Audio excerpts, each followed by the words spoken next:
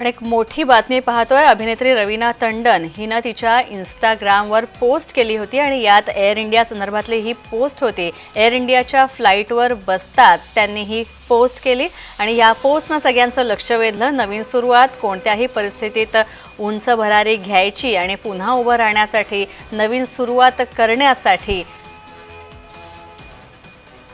वातावरण गंभीर आहे। तसंच सर्व क्रू मेंबर्स आपलं दुःख विसरत नाहीयेत।